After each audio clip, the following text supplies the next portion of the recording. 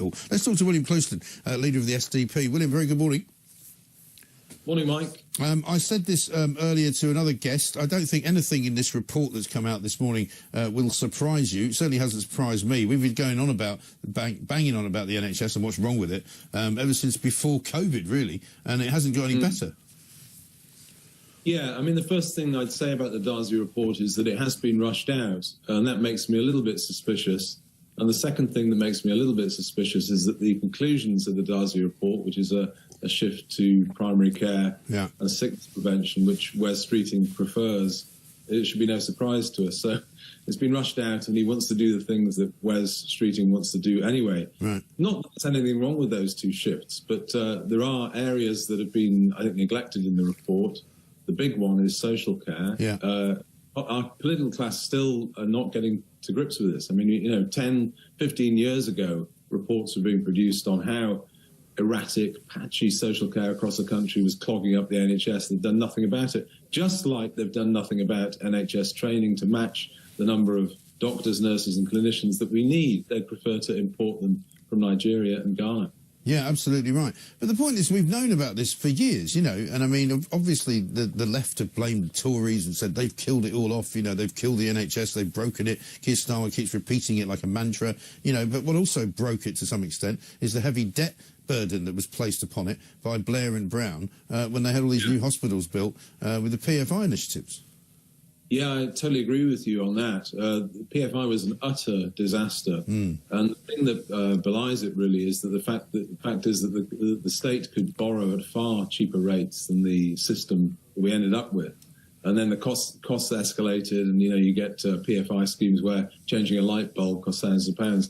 Chaos. No, I think what we need, the solution to a lot of these things is basic provision, uncomplicated service provision. I agree with the caller previously that the management structures in the NHS are clogged up. Yeah. Management begets management, and there's far too much. You only have to look at the graph on that.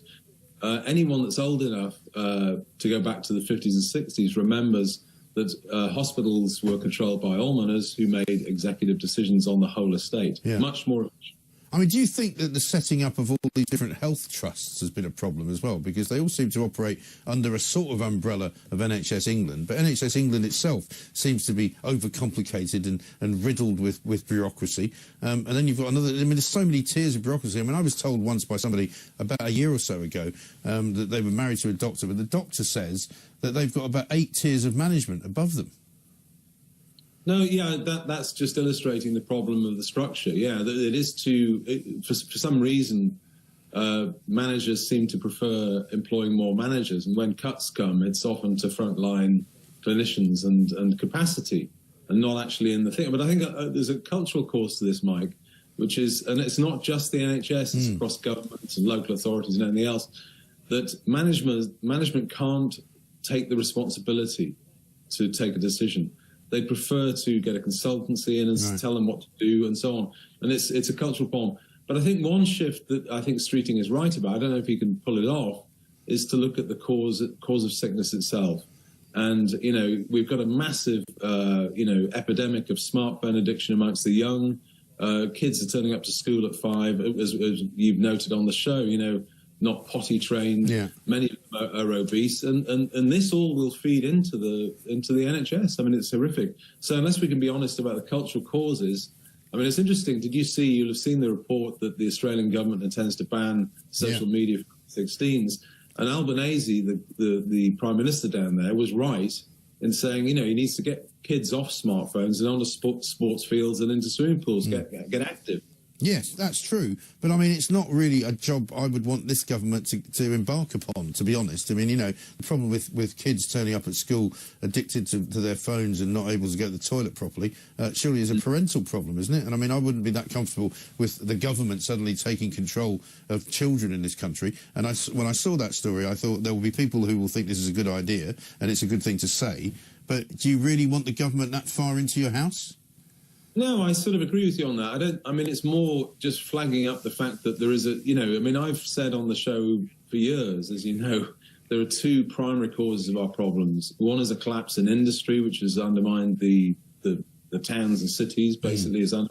the tax base. We don't make anything. We've fettered that off to the Chinese. Terrible. The other thing is the collapse in the family. It's more likely that a 16-year-old in Britain has a screen in their room than a father in the house. Yeah. And, we're not going to solve any of these problems until we start rebuilding the fundamentals. Mm. Yeah, no, I get that. But I'm just not sure that Wes Streeting is the man to do that. I'd rather we fix the fact that, there isn't the ability for most people to get an appointment at a dentist. There isn't the ability for a lot of people to get an appointment at doctors. There aren't enough doctors. They're not working hard enough. The system's broken down. The other thing that people talk about all the time is that when you go into a hospital, and I've got a tweet here from somebody, what you see is what you get. Massive amounts of inefficiency, people standing around not doing anything. This guy, David, has tweeted me. He says, the NHS is bloated with unionised excess. Last time I went to hospital, there were 2 porters and cleaners handing out useless paper masks and a third offering a squirt of hand gel to everybody coming in. That's 3 totally unnecessary jobs, plus all the back office functions to support them.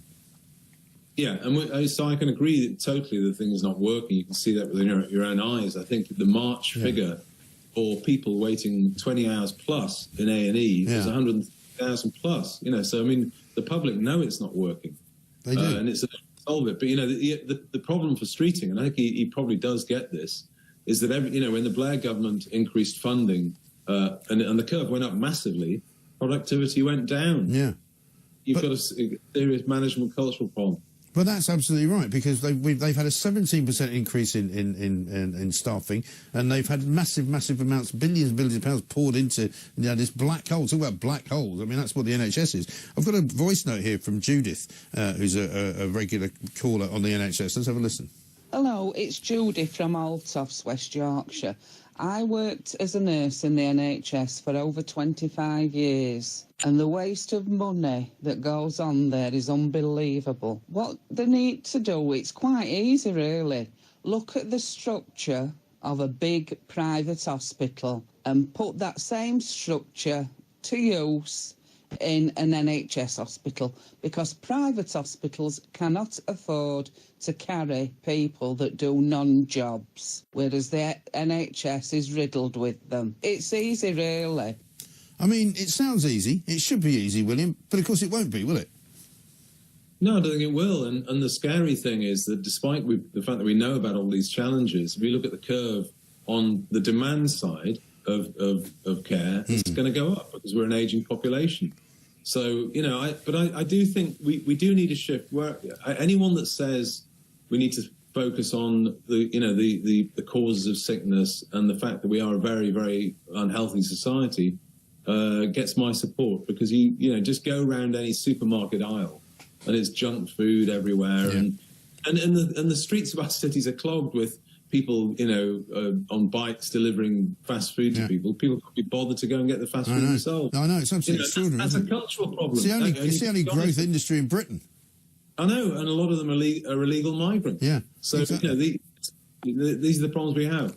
Well, we've also got streets now clogged with criminals, because yesterday, or the day before yesterday, 1,700 of them were let out. It now looks as though the target for the next couple of weeks is about 5,000. Then, over the next 18-month period, it could be 87,000.